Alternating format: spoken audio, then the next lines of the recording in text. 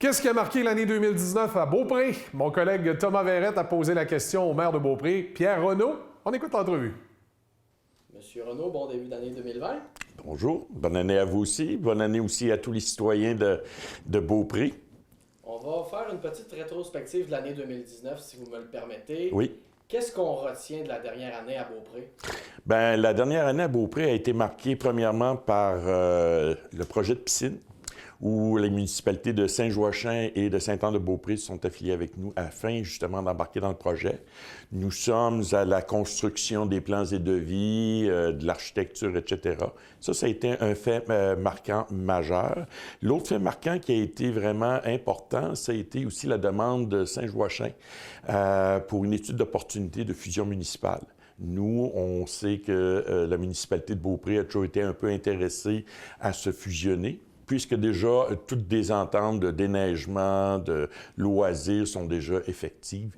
Donc, ces ententes-là, il restait pratiquement pas grand-chose à faire.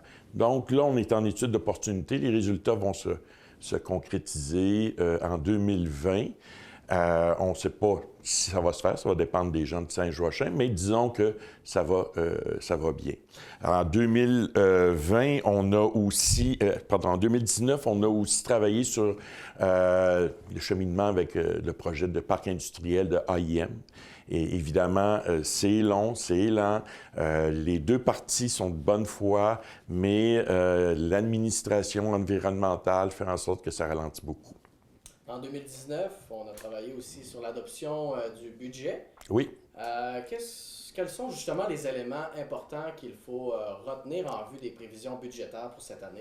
Bien, écoutez, cette année, on a une augmentation de taxes de 1,5 %, ce qui est pour nous raisonnable et normal en fonction de l'augmentation des salaires, l'augmentation dans tous les achats d'équipements, etc. On a eu un hiver 2018-2019 qui a été relativement coûteuse, donc on a défoncé le budget, donc il faut compenser. Néanmoins, on tient toujours l'objectif. Quand j'ai été élu, nous devions baisser la dette. On donne en capital en 2020 1,8 million de dollars sur la dette à long terme. Donc, ce qui fait en sorte que notre objectif de toujours garder les finances publiques saines, on le maintient. On maintient notre cap. Et en ce début d'année 2020, quelles sont les principales priorités du conseil municipal à Beaupré? Bien, le conseil municipal à Beaupré, ce qu'il fait en ce moment, c'est que nous désirons rechercher une niche pour le développement de notre parc industriel. C'est-à-dire qu'on veut trouver un secteur d'activité qui va être pérenne, c'est-à-dire qu'on veut que dans 20 ans, on essaie de voir dans 20, 30 ans, qu'est-ce que sera Beaupré avec son parc industriel. On ne veut pas avoir que des entrepôts, on ne veut pas avoir des entreprises qui vont avoir une durée de vie faible. On veut des entreprises dans tous les secteurs d'activité, mais ce que l'on fait en ce moment, c'est de trouver quelle est la niche, quel est le secteur d'activité, et nous travaillons de pair avec une firme qui fait la caractérisation. On travaille de pair avec la Ville de Québec afin de peut-être être complémentaires avec eux. Il faut avoir une vision à long terme. C'est ça notre objectif, c'est d'avoir la vision qui fait en sorte que les actes et les argents que l'on dépense ne seront pas inutiles. Qu'est-ce qui devrait marquer l'année 2020? Est-ce qu'il y a des projets municipaux d'envergure qui sont dans les cartons de la Ville? Là? Oui, des projets municipaux d'envergure, toujours le dossier de la piscine, qui est le projet principal, sauf que nous avons reçu une subvention de tout près de 4 millions de dollars pour la réfection des rues. Donc, cette subvention-là, on va aussi la déployer cette année, ce qui fait en sorte que les deux projets, des travaux publics et des loisirs, vont occuper l'administration interne. Et le projet potentiel de fusion municipal, c'est ça. Lui, avec Saint-Joachim, c'est un projet qui est en work in progress, c'est-à-dire que nous sommes à regarder les avantages et inconvénients. Nous sommes à regarder qu'est-ce qui va être bon pour Saint-Joachim, ce qui va être bon pour Beaupré, et c'est d'essayer de trouver, d'éliminer les irritants qu'il pourrait y avoir au niveau de la population. Chose certaine, à la table, ça va très, très, très bien au niveau des discussions. Le dialogue est ouvert, mais il y a pas de décision qui a été prise. Non, pas encore.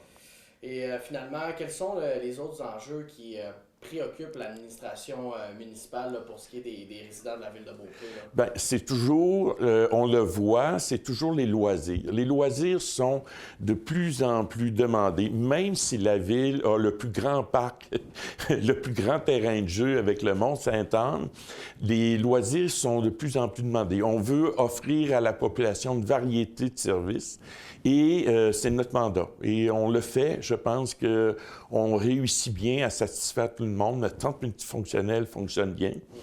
Et la piscine va venir compléter cette offre-là. Puis vous avez un beau terrain de baseball, une arène. Ah oui, effectivement. Manque à Beaupré, sinon... Il nous manque, sérieusement, ce qui nous manque, c'est peut-être des jeunes familles. On essaie de trouver des créneaux pour le développement résidentiel, mais c'est bien évident que les gens vont regarder Bois-Châtel, l'Ange Gardien, avant de venir chez nous. Et c'est toujours un peu, ça a toujours été un peu la progression de l'étalement urbain, si on veut.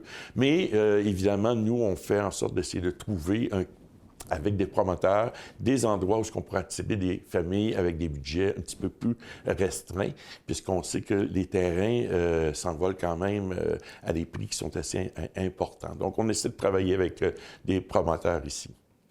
C'est important aussi de vanter la qualité de vie à Beaupré, hein, la nature, la villégiature et l'ensemble des services qui est offert. Comme vous le disiez tout à l'heure, l'hôpital, l'aréna, l'école secondaire sont des services qui sont essentiels. C'est pour ça qu'on est déclaré ville de centralité aussi. Monsieur Renaud, merci beaucoup pour l'entrevue. Bonne année 2020 encore une fois. À vous aussi, puis bonne année à tous les citoyens de la ville de Beaupré.